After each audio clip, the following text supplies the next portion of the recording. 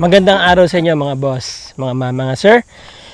May present akong property ngayon. Yung mga naghahanap po dyan ng laid back farm lot, very accessible, malapit po sa National Highway. Nandiyan yung National Highway, malapit sa mga beach resorts, mga about 10 minutes or 5 to 10 minutes actually, nandiyan na kayo sa mga resorts dyan. Tapos National Highway, very accessible po. Titled, secured ang yung investment. Ano po? Yan po. Mula dito sa bakod na to, yan, yung concrete posts, hanggang dito. So, I think, nasa more or less, nasa ano po ito? 10, 20, 30, 40, nasa 50 to 60 square meters. So, malamang ang kanyang haba. Kasama po itong mga mangga. Yan, hanggang dito po sa bakod. Ito. Hanggang dun. Okay. So, merong apat, 5 puno ng mangga sa loob. At ito na yung kanyang access road papunta dito. Yan. Road right of way na po yan. About 120 meters. Nandun na kayo sa concrete road. Palabas po ng National Highway. Okay, ito.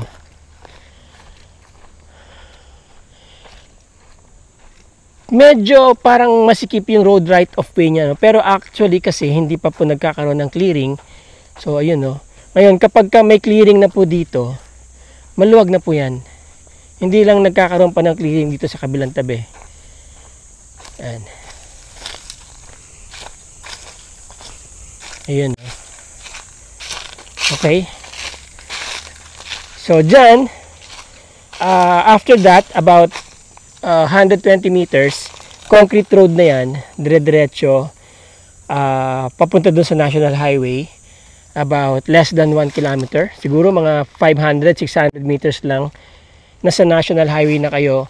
And then dito naman, about 1 kilometer, nandyan na po kayo sa coastal area. By the way, nandito po tayo sa Cabangan, Zambales. Ano po?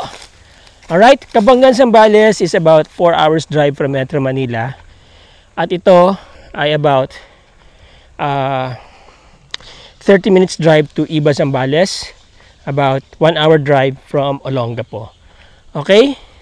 By the way, Cabangan po ay second class municipality na po ang Cabangan.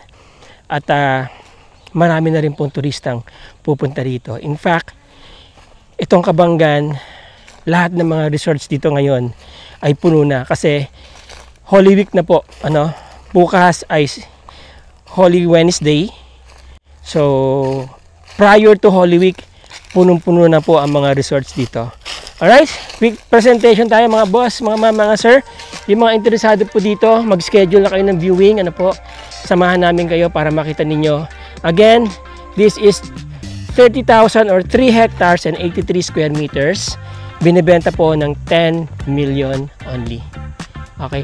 Nasa heart po ito ng Cabangan. Very accessible. Malapit lang po sa National Highway. Alright. Maraming salamat sa inyo mga boss, mga ma'am, mga sir. Till the next video.